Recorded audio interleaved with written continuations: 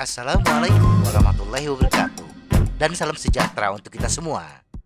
Tidak dapat dipungkiri, seiring bertambahnya usia, kekuatan fisik dan daya tahan kita pun turut menurun.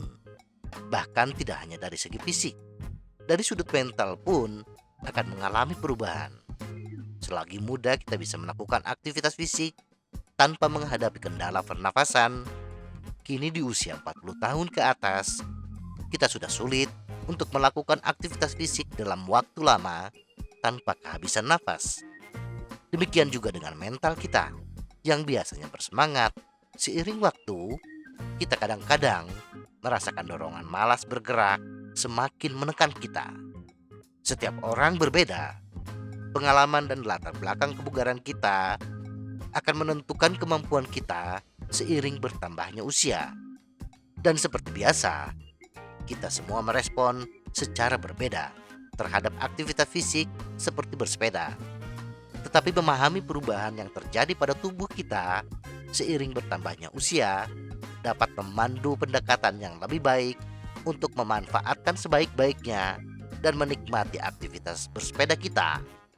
Beberapa saran berikut ini akan membantu kita mengoptimalkan adaptasi fisik dari setiap kegiatan bersepeda dan untuk menghindari cedera, sehingga kita tetap dapat bersepeda kapanpun kita mau.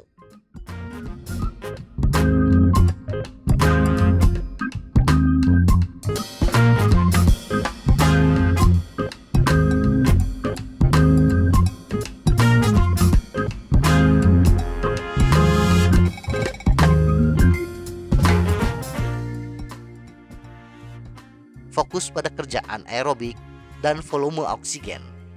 Kapasitas anaerobik seperti kekuatan otot paha kita dan kapasitas maksimum volume oksigen kita akan menurun seiring waktu. Tetapi seberapa cepat penurunan tersebut berbeda-beda untuk setiap orang, tergantung pada latar belakang dan kondisi kesehatan kita saat ini. Biasanya kita hanya mampu bertahan selama 30 detik hingga 2 menit ketika melakukan aktivitas anaerobik, dan hanya bisa bertahan 2 hingga 8 menit untuk melakukan aktivitas yang terkait dengan volume oksigen maksimum. Sehingga dengan kondisi tersebut, sebaiknya kita mencurahkan lebih banyak waktu olahraga untuk upaya yang lebih pendek dan lebih keras. Salah satu cara yang baik adalah menjalankan pelatihan terpolarisasi dengan kira-kira 70 hingga 80% dari latihan pada intensitas rendah atau mudah. Sedangkan sisanya 20 hingga 30% dari sesi diselesaikan pada intensitas tinggi atau keras. Cara termudah untuk menjalankan pelatihan terpolarisasi adalah mencari rute yang terdapat tanjakan sedang, bersepeda dengan intensitas sedang ketika di jalan datar, dan melakukan aktivitas intensitas tinggi ketika di tanjakan. Ulangi beberapa kali latihan ini untuk setiap kali kita bersepeda.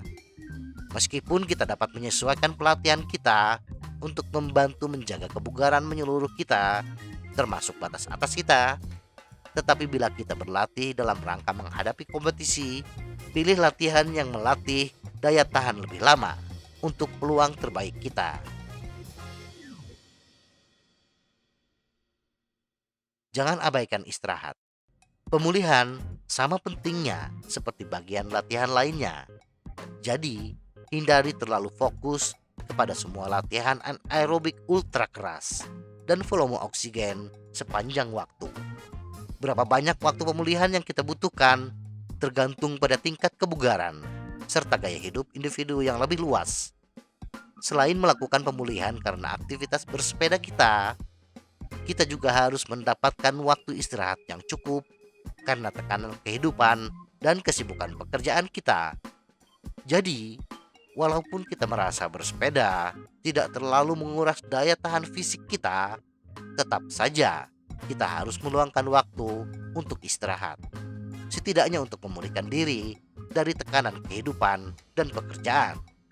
Bagian penting dari proses pemulihan kesehatan fisik dan mental adalah mendapatkan jumlah tidur yang cukup, baik dalam kualitas maupun kuantitas. Dan ini adalah area yang sering diabaikan orang. Seiring bertambahnya usia, kita sering mengalami kurang tidur. Tidur adalah salah satu hal yang benar-benar dapat meningkatkan kinerja. Jadi kita perlu memastikan bahwa kita tidur setidaknya 7 jam per malam. Tidak hanya durasi tidur yang harus kita perhatikan, tetapi kualitas tidur pun juga turut mempengaruhi kebugaran kita. Melakukan rutinitas, menghindari perangkat elektronik menjelang tidur, serta mendapatkan paparan cahaya alami yang layak saat kita bangun, semuanya dapat membantu meningkatkan kualitas tidur kita. Di samping meluangkan waktu untuk istirahat, kita juga harus memanfaatkan waktu sebaik-baiknya. Bersepeda di saat kerja otot yang paling efektif membuat kita tambah bugar tanpa harus mengalami kelelahan yang parah. Menurut ahli kronobiologi, Profesor Ben J. Edward dari Liverpool John Moores University, manusia lebih kuat antara jam 5 sore hingga jam 8 malam. Tetapi Prof. Ben menyarankan bahwa lebih penting untuk menyelesaikan sesi kita sekitar 3 hingga 4 jam sebelum kita ingin tidur, untuk menghindari lonjakan endorfin dan adrenalin yang dapat membuat kita sulit untuk tertidur, sehingga menyebabkan kita kurang tidur. Protein menjadi kunci. Perlu kita tekankan bahwa penting untuk memastikan kita mendapatkan cukup karbohidrat ketika sedang bersepeda, sehingga kita dapat memulihkan dan menggantikan glikogen yang hilang saat kita berolahraga. Di samping itu, protein menjadi bagian yang lebih penting dari strategi pengisian bahan bakar kita. Sebagai akibat dari hilangnya otot seiring bertambahnya usia, sangat penting untuk mendapatkan protein sekitar setengah gram per kilo berat badan, sekitar 4 hingga 5 kali sehari. Semoga informasi ini bermanfaat. Tetap sehat, salam goes.